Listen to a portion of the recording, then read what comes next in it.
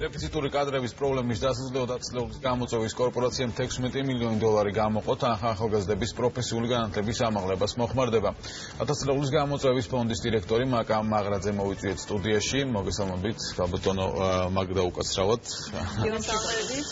მადლობა მოგზაურობისთვის. პირველ რიგში რომ ვისაუბროთ პროექტის შესახებ, რომლის განხორციელებასაც თქვენი ფონდი გეგმავს, რა სახით ჩატარდება, იქნება საგრანტო კონკურსი თუ როგორ შეიულის ეს ყველაფერი? პირველ რიგში მადლობა მინდა მოგახსენოთ მოწვევისთვის.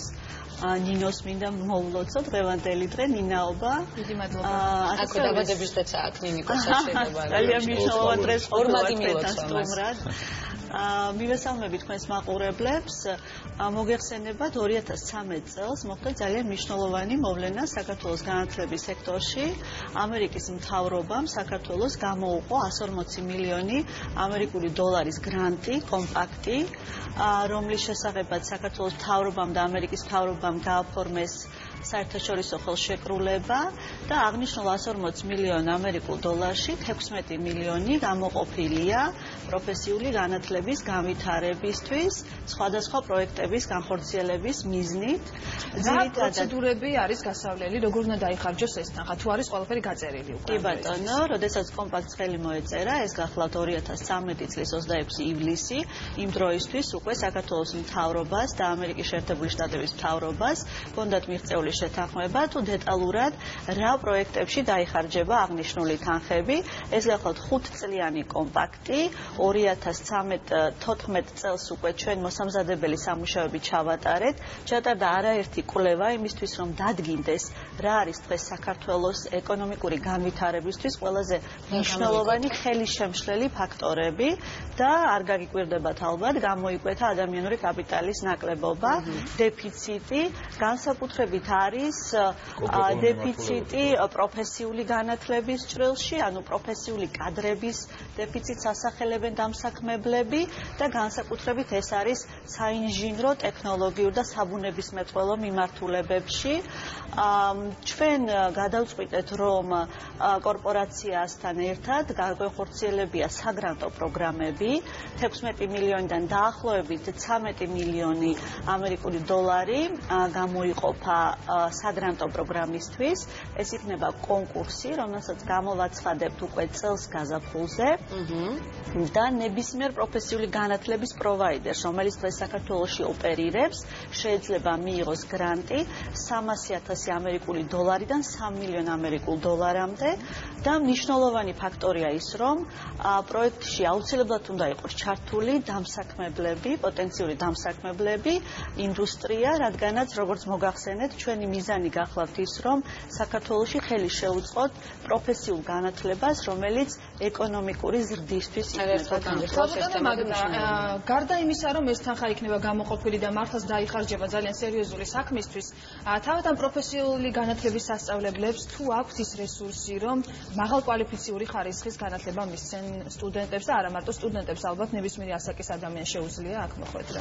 მოგეხსენებათ 2012 წლის ბოლოდან პროფესიული განათლება განსაკუთრებულად პრიორიტეტულად გამოცხადდა საქართველოში, შეიქმნა 2013-20 წლის პროფესიული განათლების განვითარების სტრატეგია და ამ ჭრილში ქვეყანას მიაჩნია, რომ აუცილებელია უფრო მაღალი ხარისხის პროფესიული განათლების უზრუნველყოფა საქართველოში. სწორედ ამ მიზანს ემსახურება ჩვენი პროექტი და რაც ეხება პოტენციალს, რა თქმა უნდა, პოტენციალი არის დაფინანსების ნაკლებობა და ჩვენ იმედი გვაქვს, რომ ამ საგრანტო პროგრამით და კიდევ დამატებით ორი მიმართულებით, რომელსაც ვახორციელებთ ამ პროექტის ფარგლებში, შევძლებთ, რომ ხარისხი უფრო მაღალი იყოს.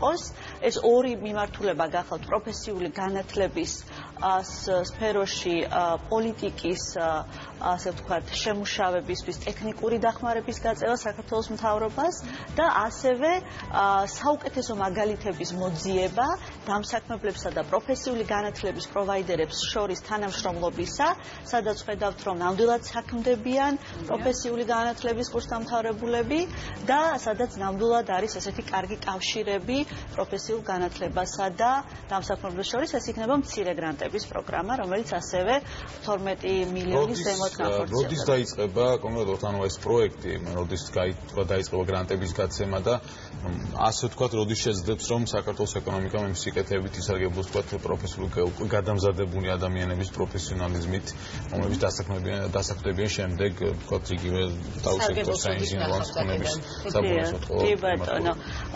პროექტი დაიწყო 2014 წლის სექტემბერში, დაიწყო მოსამზადებელი პერიოდით, შეირჩა საერთაშორისო კომპანია, რომელიც ჩვენთან ერთად ახორციელებს აღნიშნულ პროექტს და რომელსაც აქვს მრავალწლიანი გამოცდილება პროფესიული განათლების განვითარებისა.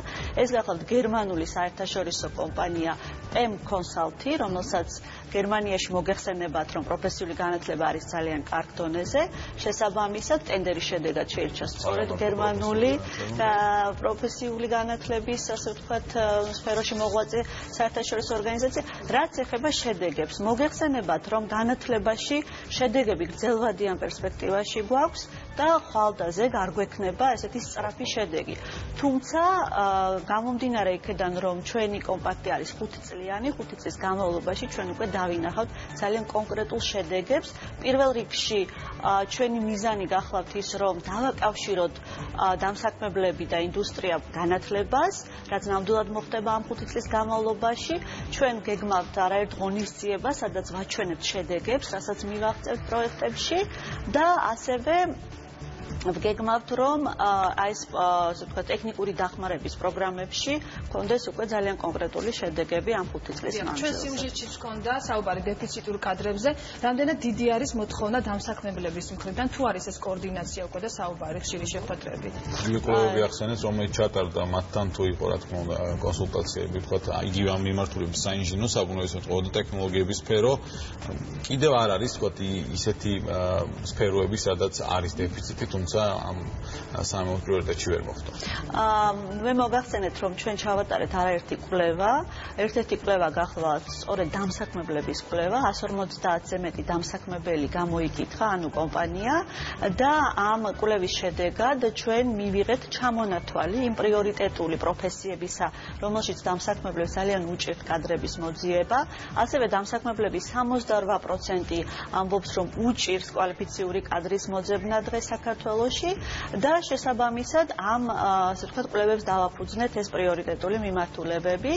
რა თქმა უნდა, ინჟინერიის, ტექნოლოგიებისა და საბუნებისმეტყველო სპეციალობების გარდა არის კიდევ პრიორიტეტული სპეციალობები, თუმცა ჩვენი კომპაქტი აქცენტს სწორედ ამ სპეციალობებზე აკეთებს, რადგანაც ეკონომიკური განვითარებისთვის დღეს საჭიროა ძირითადად სამშენებლო, ესე იგი ინდუსტრიის, ენერგეტიკის, სოფლის მეურნეობის ინჟინრები, რა თქმა უნდა, სოფლის მეურნეობაში არიან დაკავებული და ასევე ტურიზმის მიმართულებით. ასე რომ ამ მიმართულებებში გრანტები გვექნება საქართველოსთვის ეს მიმართულება. თუმცა მე გამიგია, რომ ძალიან ბევრი სტუდენტი არ მიმართავს პროფესიულ სასწავლებლებს, მას ურჩევნია, რომ ჩააბაროს ეროვნული გამოცდები. იმ შემთხვევაში, თუ ეროვნულ გამოცდებში შესაბამისი ქულა არ აიღოს, შემდეგ შეიძლება იფიქროს პროფესიულ სასწავლებლებზე.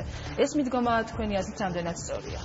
მართალი ბრძანდებით, მოგეხსენებათ საბჭოთა კავშირის ხმების შემდგომ პროფესიული განათლება უკვე აღარ იყო პრესტიჟული და უმრავლესობა ოჯახებისაც ცდილობდა, რომ მათი შვილები მოხვედრილი იყვნენ უმაღლეს სასწავლებლებში. ჩატარდეს მეტი პოპულარიზაციის. დიახ, სწორედ ამ მიმართულებით ჩვენ გვაქვს ეს საუკეთესო მაგალითების მოძიების პროექტები, მაგრამ მინდა ასევე გითხრათ, რომ ბოლო რამოდენიმე წლის განმავლობაში განხორციელებულმა აქტივობებმა დაგვანახა კვლევის შედეგად, რომ 85% საქართველოს მოსახლეობის მიიჩნევს, რომ პროფესიული განათლება კვლავ პრიორიტეტული და პრესტიჟულია. რადგანაც ამდენად დიდი პროცენტული მაჩვენებლებია. დიახ, 85% და 99% ამბობს, რომ მომავალში მოსალოდნელია, რომ კიდევ უფრო პრესტიჟული გახდეს პროფესიული განათლება.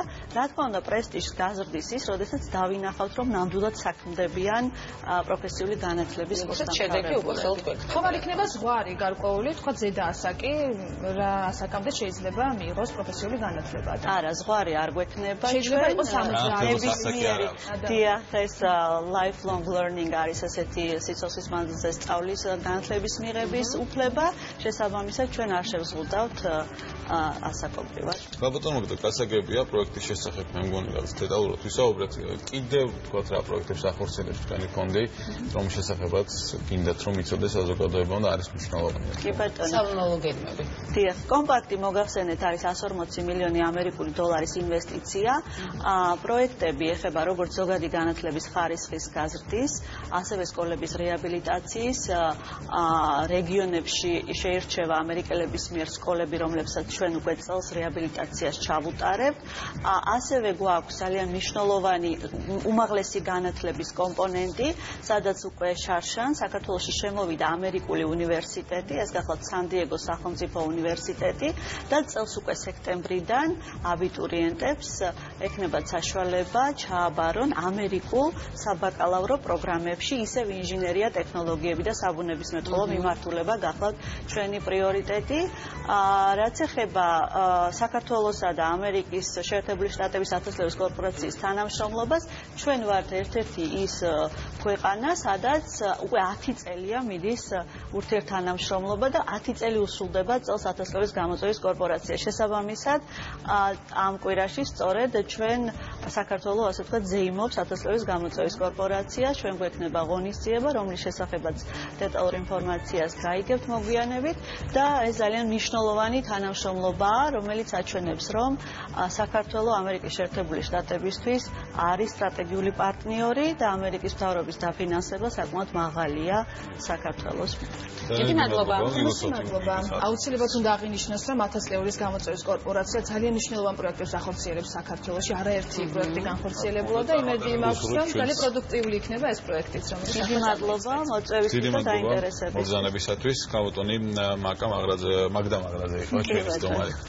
ახლა კი დროა ფრენების განრიგს გადავხედოთ.